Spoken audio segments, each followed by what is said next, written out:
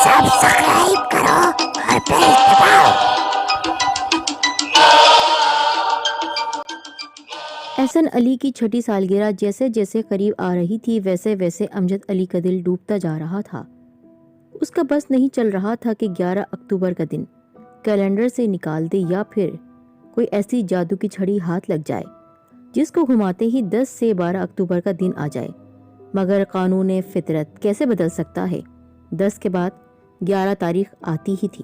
बाबा जानी जिंदगी बख्श आवाज़ उसे सोचों के गहरे पाताल से निकाल कर लाई, मगर ये जिंदगी बख्श आवाज़ उसे कब तक जिंदगी बख्शेगी। 11 अक्टूबर में अब दिन ही कितने रह गए थे। जी बाबा की जान, उसने एहसन को अपने साथ लगाते हुए कहा।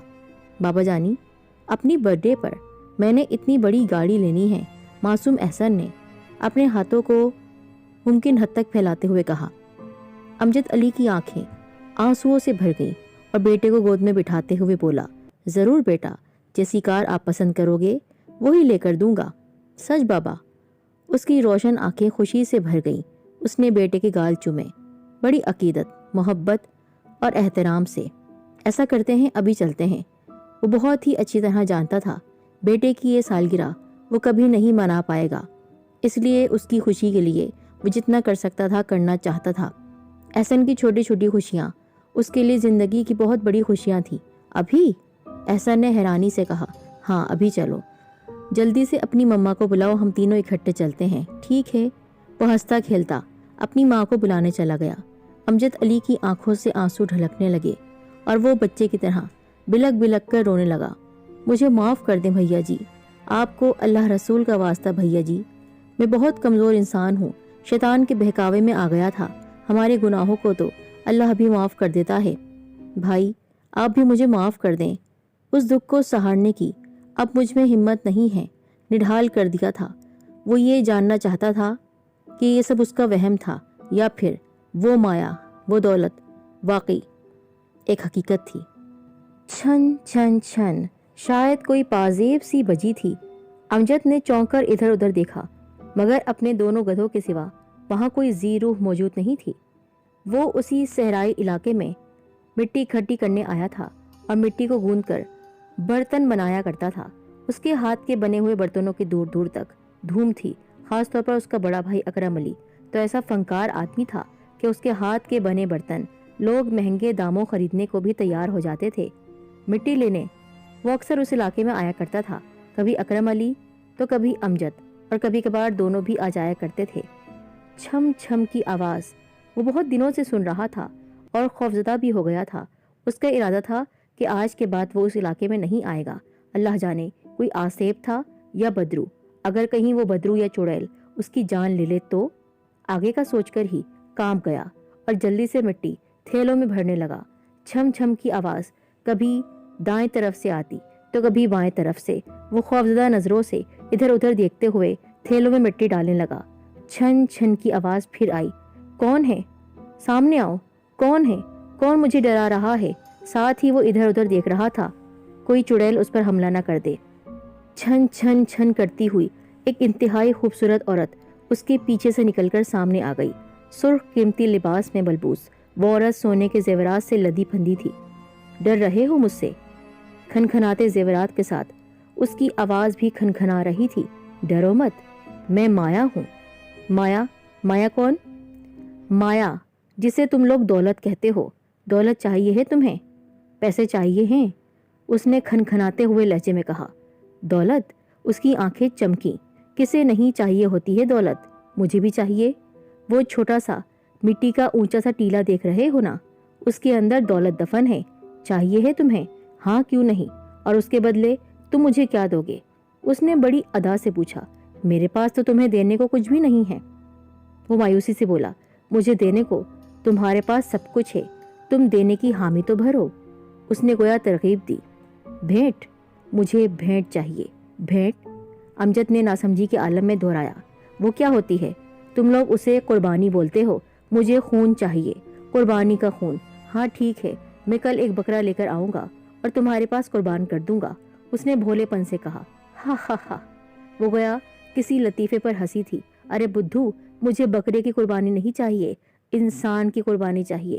انسان کی؟ اس کی ہوائیاں اڑی۔ ہاں، اور وہ بھی تمہارے بھائی کی۔ وہ پہلوٹی کی اولاد ہے، پہلا بیٹا ہے وہ، اور اس کی پیدائش چاند کی 14ویں رات کو ہوئی ہے۔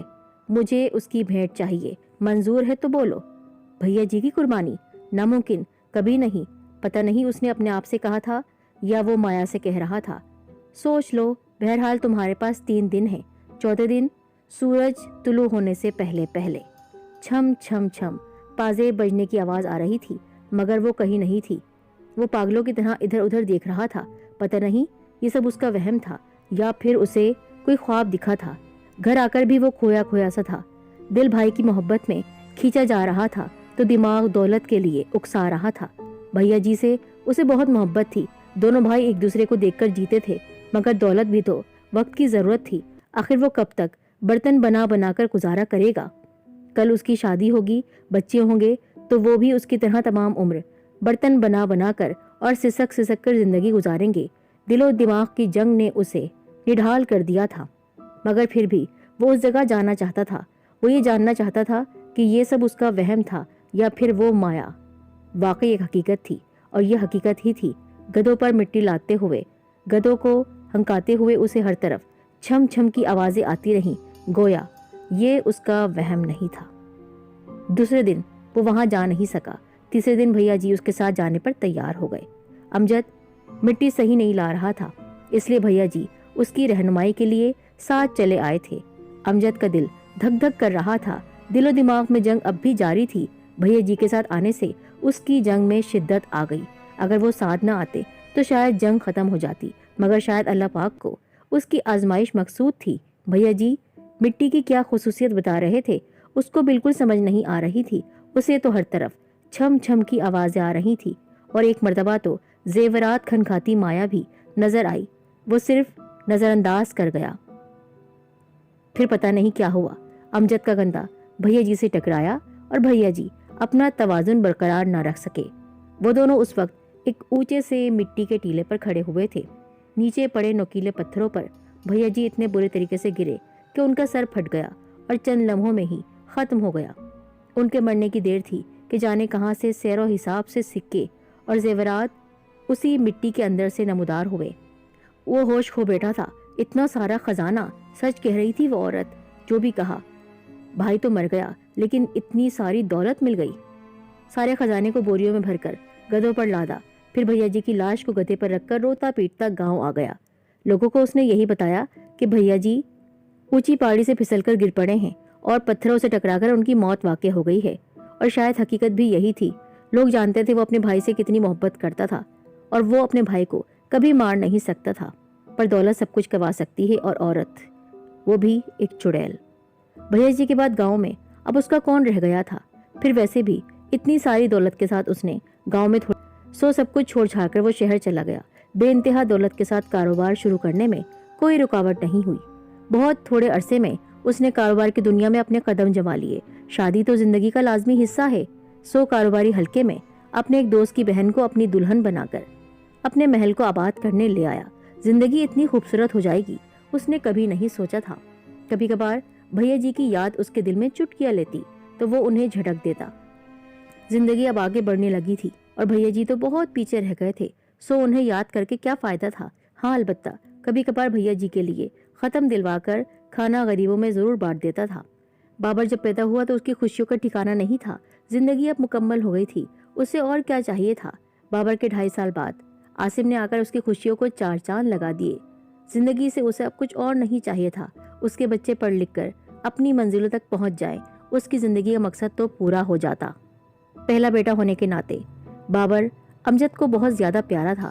اس کی 6ٹھی سالگرہ قریب آ رہی تھی اور وہ اپنی بیوی کے ساتھ مل کر اس دن کو بہت دھوم دھام سے منانے کا منصوبہ بنا رہا تھا۔ سب تیاریاں مکمل تھیں۔ سالگرہ کے خوبصورت کارڈ بانٹے جا چکے تھے، لان کی ڈیکوریشن مکمل تھی، 15 پاؤنڈ کیک کا آرڈر دیا جا چکا تھا کہ سالگرہ سے ایک دن پہلے اسے مایا نظر آئی۔ چھم چھم کرتی ہوئی مایا گھور کر اس کو دیکھ رہی تھی، بہت غصے میں تھی۔ کیوں آئی ہے اور کیوں آئی تھی وہ سمجھ نہیں سکا۔ بس ایک دن پہلے بابر کو ڈائریا ہو گیا اور شدت کے ساتھ حملہ ہوا تھا، الٹیاں کر رہا تھا۔ ڈاکٹر کی ٹریٹمنٹ کے باوجود عین اپنی سالگرہ کے دن وہ اس جہان فانی سے منہ موڑ گیا۔ امجد اور اس کی بیوی کو پاگل پن کے دورے پڑنے لگے، پہلی اولاد اور وہ بھی بیٹا۔ اس کا جتنا غم بناتے کم تھا۔ چاند کی 14ویں رات کو وہ بھی پیدا ہوا تھا تو مایا اس کو بھی لے گئی، قربانی اس کی بھی لے لی۔ ہاں، دولت کوئی اتنی آسانی سے دے تو نہیں سکتا تھا۔ وقت سب سے بڑا مرہم ہے۔ پھر مایا اس کو نظر نہیں آئی۔ آہستہ آہستہ انہیں بھی صبر آتا گیا۔ پھر احمد علی اور عاصم نے ان کی توجہ کھینچ لی۔ اللہ نے بابر کی جگہ احسن کو ان لوگوں کے پاس بھیج دیا۔ نیا کھلونا پا کر وہ بہل گئے۔ احمد کی اب 6ٹھی سالگرہ قریب آنے لگی تھی۔ اتفاق یہ تھا کہ اس کے سارے بیٹے چاند کی 14ویں رات کو ہی پیدا ہوئے تھے۔ 14 تاریخ کو وہ پیدا ہوئے تھے۔ حیرت کی بات تھی، 6ٹھی سالگرہ قریب آ رہی تھی۔ اس کو پھر سے خوف محسوس ہونے لگا، جیسے کوئی انہونی ہونے جا رہی ہے۔ شاید یہ بابر کے اچانک چلے جانے کی وجہ سے خوف محسوس ہو رہا تھا۔ اس نے سوچا کہیں احمد کو بھی کچھ نہ ہو جائے۔ سوچے بلا روک ٹوک اس کے ذہن میں قبضہ جمائی جا رہی تھی۔ وہ بھی تو 6 سال کا ہونے لگا تھا اور 14 تاریخ کو پیدا ہوا تھا وہ مہینے کی۔ امجد کا خوف بجا تھا۔ عین اپنی سالگرہ کے دن کھیلتے ہوئے وہ پتھروں پر گرا تو اٹھ نہ سکا۔ اس دن بھی اس نے مایا کو چھم چھم کرتے ہوئے دیکھا تھا۔ اس کے پاس آئی تھی، زیورات کھنکھاتی ہوئی، اور اس بار بھی وہ غصے سے گھور رہی تھی۔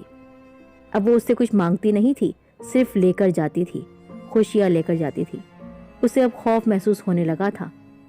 اس کی زندگی روٹ گئی تھی اس سے۔ 2 بچے موت کا شکار ہو گئے تھے۔ کیا راز تھا؟ سمجھ گیا تھا وہ۔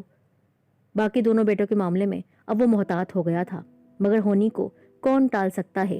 لاکھ احتیاط کے باوجود اتنا بڑا گناہ جس کی اتنی کڑی سزا بھگت رہا ہوں میں۔ عاصم کی موت کا 3را دن تھا۔